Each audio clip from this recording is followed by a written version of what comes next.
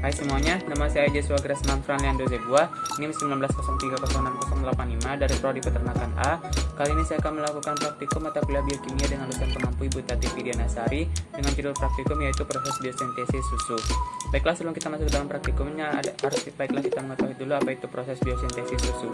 Proses biosintesis susu ini adalah suatu proses yang terdapat dalam organisme hidup di mana suatu senyawa diubah menjadi senyawa yang lebih kompleks atau bisa kita sebut dengan produk. Nah, proses biosintesis susu ini biasanya terjadi dalam sel epitel alveolus dan untuk menghasilkan 1 liter susunya itu biasanya membutuhkan sekitar 400 sampai 500 liter darah. Proses pembentukan susu ini adalah suatu proses penggabungan nutrisi-nutrisi yang terdapat dalam saluran pencernaan dan kemudian akan diubah menjadi konstituen susu. Pada sapi perah, pembentukan susu ini atau proses biosintesis susu ini dipengaruhi oleh organ-organ yang terdapat di dalam ambing. Dalam ambing terdapat 4 kelenjar yang terdapat dalam daerah inguinalis. Nah, organ-organ dalam ambing ini menempel pada organ tubuh sapi dengan perantara jaringan ikat yang berhubungan dengan sapi. Organ-organ lain dalam tubuh sapi ini dengan daerah yang bisa kita sebut dengan cranial inguinalis. Baiklah, kita masuk ke dalam prosesnya. Dalam proses biosintesis susu terdapat 5 jalur. Yang pertama yaitu eksositosis, sintesis lemak, transport apikal, transitosis, dan terakhir ada paraseluler. Kita masuk ke yang pertama, proses eksositosis. Proses eksositosis ini adalah proses pembentukan protein dan juga laktosa. Baiklah, kita masuk ke dalam pembentukan protein. Pada pembentukan protein ini ada 3 buah prekursor. Yang pertama itu ada asam amino, semina peptida, dan plasma protein. Ketiga prekursor ini akan dibawa oleh kapiler darah menuju ke retikulum endoplasma kasar, tepatnya ribosom, dan kemudian terjadi translasi dan dibawa ke nukleus.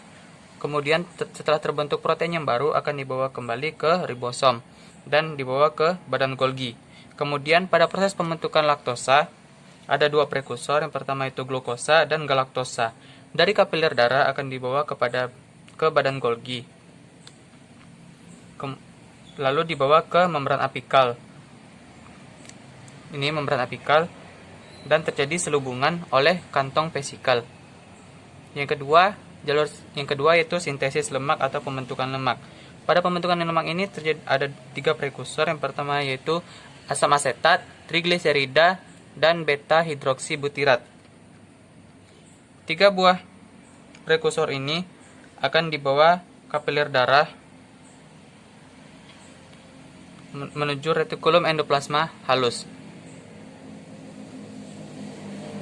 Kemudian membran apikal dan akan diselubungi oleh fosfolipid menjadi lemak baru dalam bentuk MFG, singkatan dari meat, fat, dan globular. Yang ketiga, transport apikal. Pada jalur yang ketiga ini terjadi penyerapan mineral mikro seperti sodium, potasium, monosakarida, klorida, dan H2O.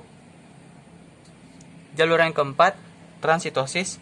Pada jalur ini terbentuk protein yang telah kita dapat dalam jalur yang pertama ini akan disintesis pada proses yang keempat ini, transitosis. Akan terbentuk protein seperti imunoglobin dan serum albumin. Dan jalur yang terakhir atau jalur paraseluler.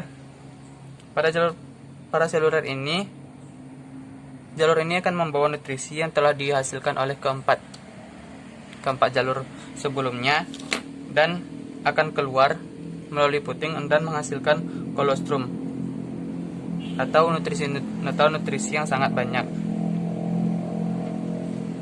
Pada saat matitis, bakteri masuk ke puting. Bakteri bisa saja masuk ke puting dan merusak organ dalam. Nah, bakteri akan memaksa hormon dan berubah menjadi tenjaction. Dan ketika keluar, banyak bakteri yang akan keluar bersama-sama dengan susu melalui puting. Dan hal tersebutlah menyebabkan susu mudah rusak atau basi. Baiklah, sekian penjelasan yang dapat saya berikan tentang praktikum mata kuliah biokimia dengan judul biosintesis telur. Maaf jika ada kesalahan kata dalam penyampaiannya. Terima kasih banyak telah menonton video ini dan sampai jumpa kembali di video berikutnya.